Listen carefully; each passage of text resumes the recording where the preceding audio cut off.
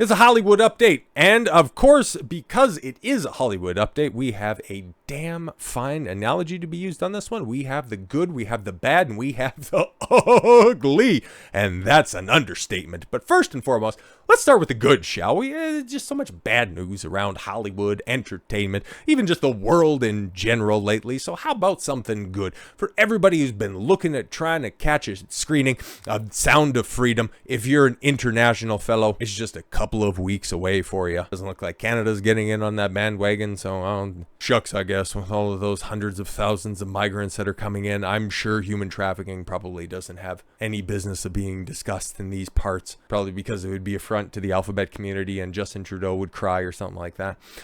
Sound of Freedom, set for a release in multiple international markets, including the UK and Australia, from Angel Studios. The little film that could. Remember, it was like, what, 1,600 or something like that, 1,500 screenings. Ended up beating Indiana Jones on Independence Day, and then it got 3,600 screens, and now it's, what, in the top 10, at least in regards to domestic box office returns in 2023. And as for an ROI, it cost $14 million. $14 million. And given the fact that it's going to be getting an international release, and this thing seems to have longer legs than Stacy Keibler, there's a high probability that it ends up making $200 million. Like, that's amazing. It's absolutely amazing.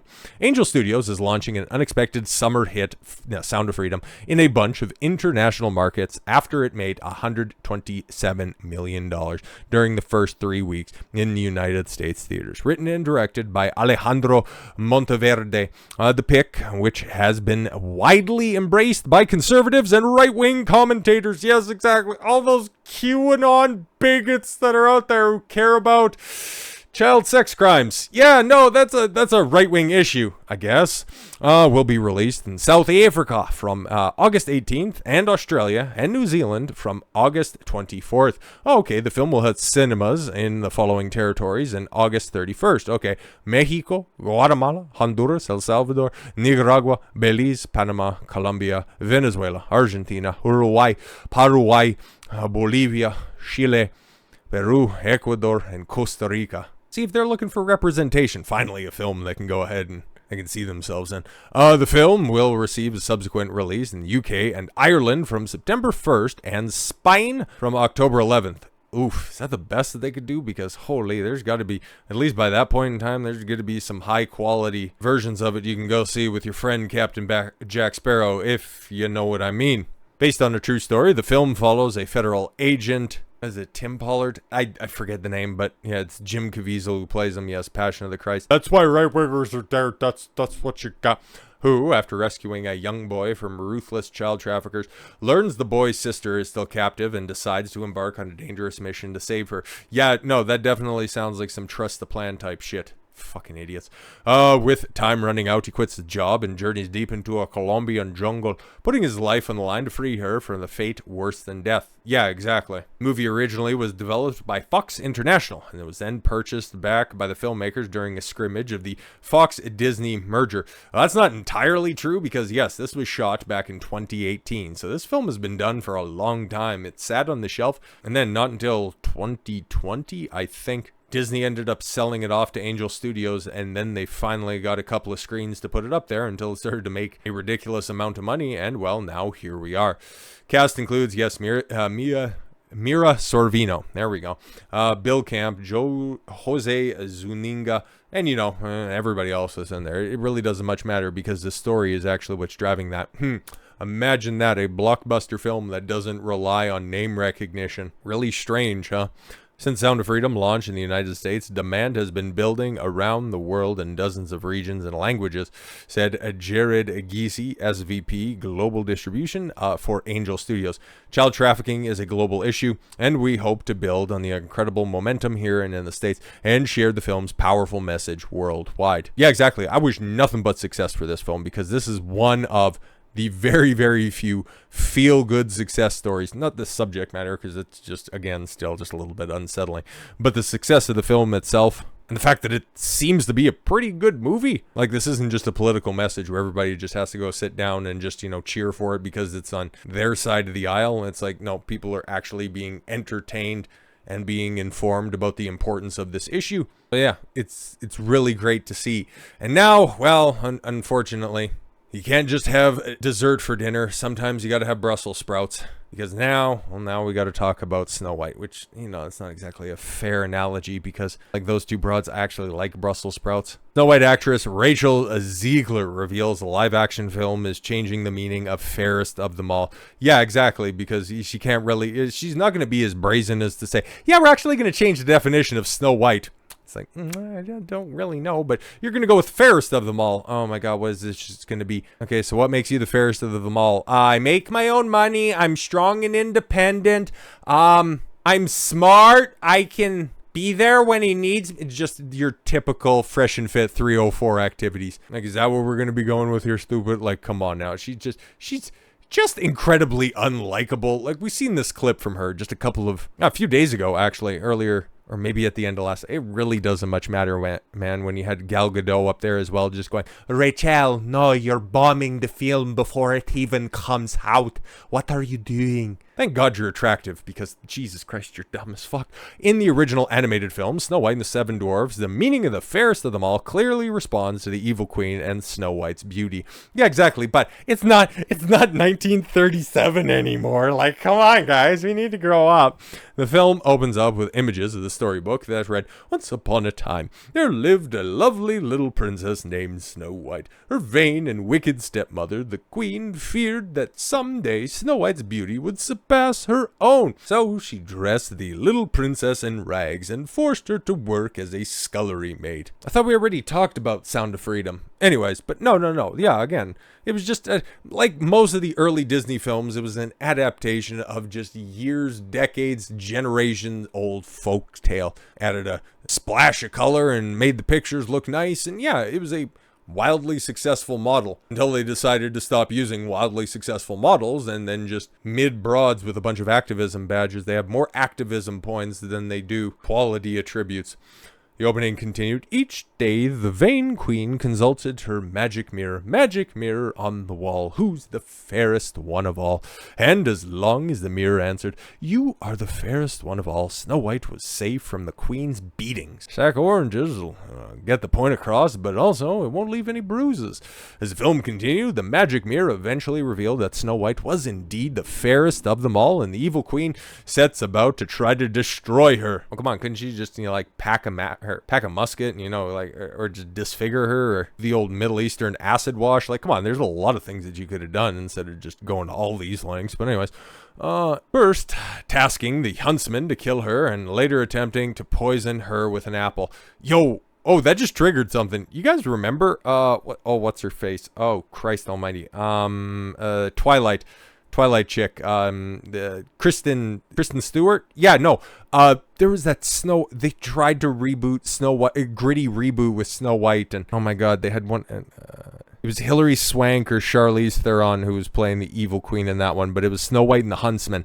I remember that they were going to try to spin that off into a successful franchise, but then they were like, oh, we cast Kristen Stewart who can't fucking act. I don't know, that just triggered a memory. So the clear definition of fairest of them all is shown in the original animated classic. Will no longer be the definition, the upcoming action, as Zegler explained to Entertainment Weekly following the appearance of the D23 in September of 2022. So all of this shit has been known for a long time. Like, I remember when the casting came down, and it's like, yeah, of course, this is exactly what Disney's going to do. But this was also during the time when Disney could absolutely just open up their cheeks, take a big dump on a platter, and everybody would just go, oh, stunning. Oh, it's just amazing. Oh my God, we just love it. But now it's at a point in time where it's like, ooh, yeah, we're not down with that. There's another Disney movie that's coming out this Friday. It's called Haunted Mansion. Probably didn't hear about it. Probably don't even know it's coming out. Neither will anybody go into the theaters. They're going to go check out Barbie and Oppenheimer, which is not fantastic either. Maybe they'll go see Sound of Freedom.